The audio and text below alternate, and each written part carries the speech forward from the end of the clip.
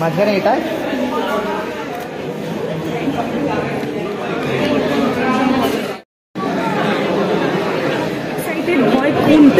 ভয় একদমই নেই।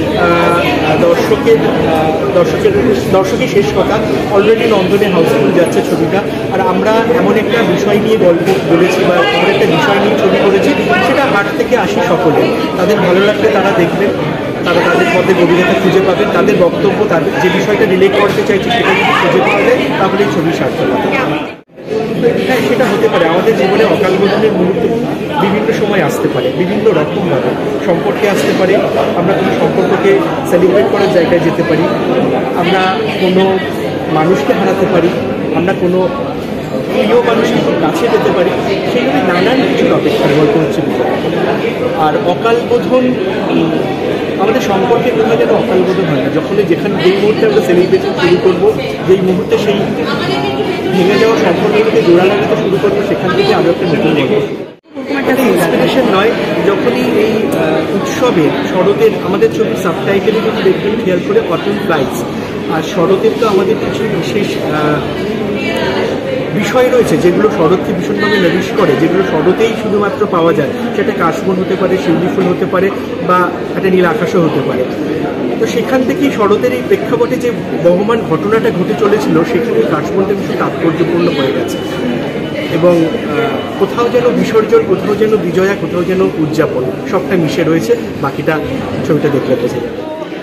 একদিকে ভীষণ ভালো লাগছে, একদিকে ভীষণ ভয় করছে, তো একটা মিক্সড ফিলিংয়ের মধ্যে আছি। আর শুধু দেখবেন যে মানে যারা যারা করেছেন, মানে আমরা সত্যি খুব ভালো দৃষ্টি ছবিটা করেছি, সেটা মানে জানি না, ভালো লাগলে সবাইকে বলবেন দেখতে, আর খারাপ লাগলেও বলে দেবেন খারাপ লেগেছে। মায়ের জাতিস্বর, মায়ের চরিত্র, তারপরে শাহজাহান রেজেন্সি একেবারে ফাটাফাটি, মানে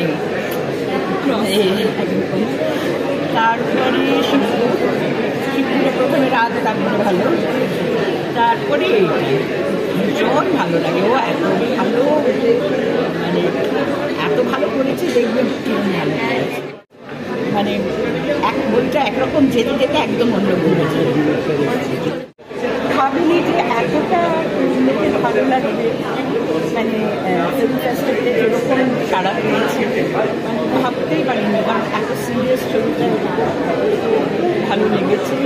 এখন এইটার জন্য বসে রয়েছি যে মানে সব মানে আমরা এত ছবি করেছি একসঙ্গে, ভীষণ ভালো লাগে, ভীষণ ভালো লেগেছে। এবং টিটোটাকে ধন্যবাদ, আজকে টিটোটার জন্য আমি এই ছবিটাতে করার চান্স পেয়েছি।